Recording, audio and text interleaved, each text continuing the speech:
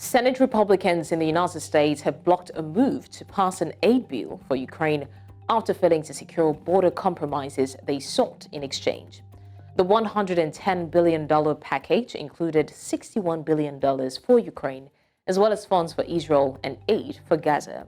The White House has warned that U.S. funds for Ukraine could soon run out. A Ukrainian official said that failure to secure more U.S. aid will mean a very high possibility that the war will be lost to Russia. Senators, including every single Republican, voted 51 to 49 against advancing the bill, with 60 votes needed. It is a sad night in the history of the Senate and in our country. Republicans just blocked a very much needed proposal to send funding for Ukraine, funding for Israel, humanitarian aid for innocent civilians in Gaza, and funding for the Indo-Pacific. If there's a word for what we most need now, it is to be serious. If Republicans in the Senate do not get serious very soon about a national security package, Vladimir Putin is going to walk right through Ukraine and right through Europe.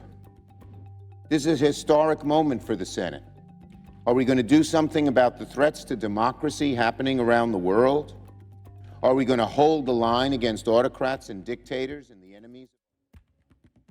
Now, joining me on the news to further discuss this is Otumba Usaini, a political and public affairs commentator. He joins from the United Kingdom. Thank you so much, Otumba, for joining us. Thank you very much for having me. It's a pleasure. Now, Otumba, how will the Senate Republicans' blockage of the aid bill impact Ukraine's war efforts against Russia, especially concerning the critical military and financial support? Obviously, as we all know, the major backer of the Ukraine war against Russia is USA, and it's going to for the House of Rep to not extending the backup packages. It's going to negatively affect the cost of the war. And we should also remember that as much as that's going to be, Ukraine, we have to deal with many other problems, because financial backup is one of the most important things Ukraine will need. So they might have the other packages in terms of military wares and so on and so forth.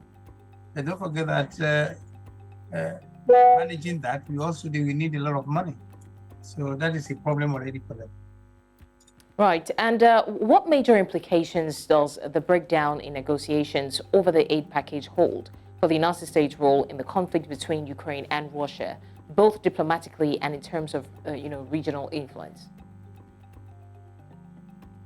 The problem in that is diplomatically, it has clearly been said by the House of, the majority in the public, the House of Rep, as well, they have already spoken, and I don't think they are taking into consideration the diplomatic problem that might ensue or that might occur. So as far as they're concerned, they have blocked the request of the executive that they're not going to go ahead to the Senate, yeah. So that again is a big problem for Ukraine. So, and then you know that for Senate to make any difference, they will need to muster to thought, and I don't think they have that. They don't have that kind of numbers.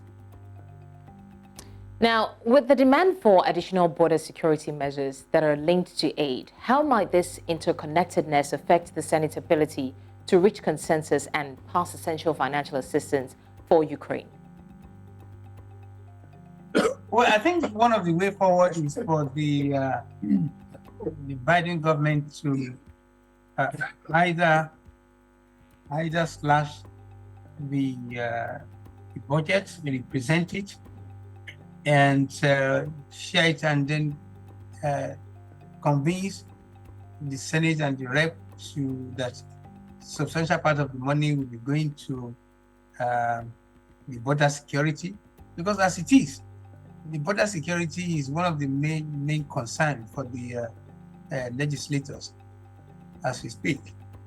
So they are saying you cannot leave our borders unprotected and start taking much amount of money to other parts of the world.